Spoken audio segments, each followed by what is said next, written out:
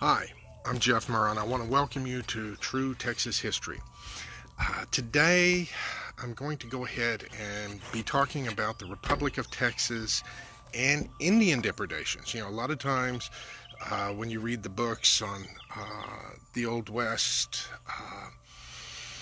I don't believe they convey the full flavor of what some of the early settlers in Texas experienced concerning Indian relations and how they dealt with some of those things. I was reminded of that in putting up the post today about the Comanche war parties that took off across Texas after the Council House fight and did a lot of damage. They sacked Victoria and they messed up Linville and some other communities.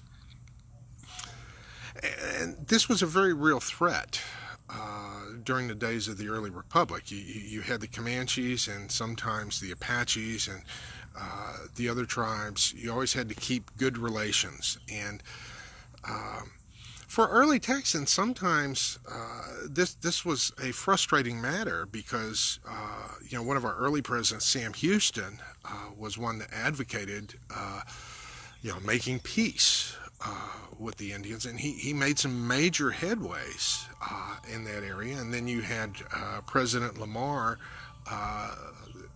who did not tolerate the depredations and some of the things that went on. So, we talk about the American government being very different from one administration to another, and we forget that in the Republic of Texas, this was a whole different nation, and you had a whole different national policy on dealing with Indian threats and what they did.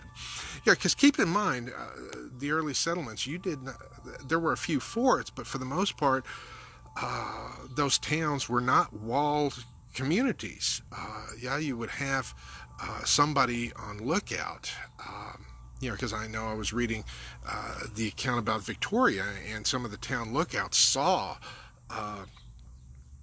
Indians approaching town, and at first they thought that it was a band of some of the friendly ones, and so they weren't so alarmed. But then when they saw that it was a band of Comanches, they sounded the alarm, and people ran in from the fields and what they were doing for the safety of the town. This was standard operating procedure out here on the frontier. Now, bear in mind, with the Republic of Texas, we had a frontier for quite a few years, that land between what was settled and the Indian territory. And then during the period of the war between the states, the frontier actually expanded. Well, I actually should say shrank. And more of the wild parts of Texas gained. So, that had to be eventually dealt with. Dealing with Indian depredations was always there. You didn't want to offend them because they might come back at night, and it was scary because when your family was raided, they were known for kidnapping people or just out and out killing them and taking all your things. I know within my own family, my this was a great great grandfather, excuse me.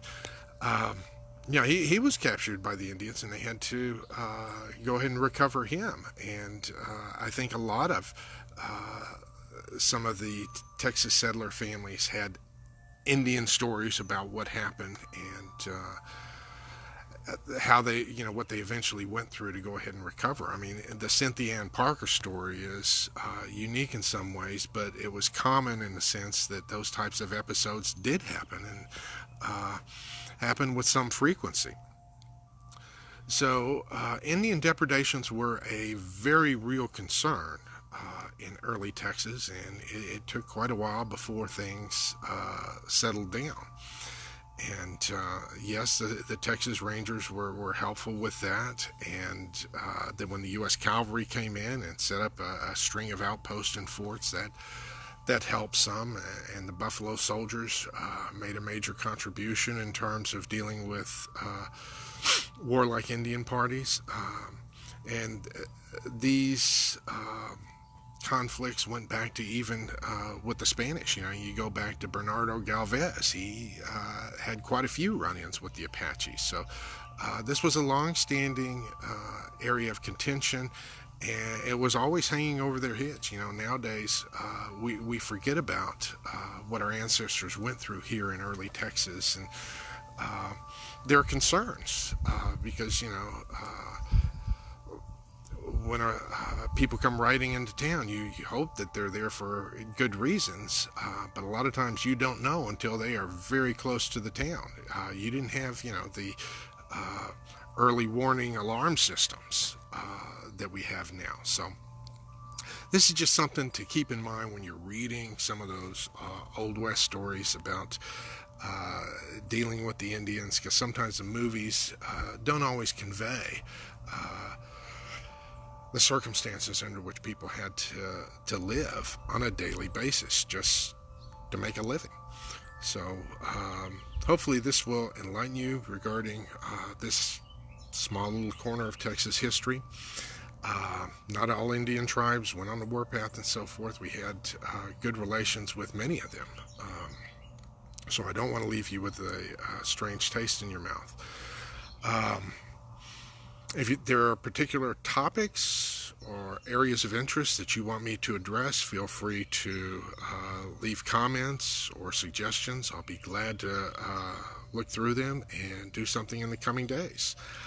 Until then, this is Jeff Murrah, vaya con Dios. Until next time, goodbye.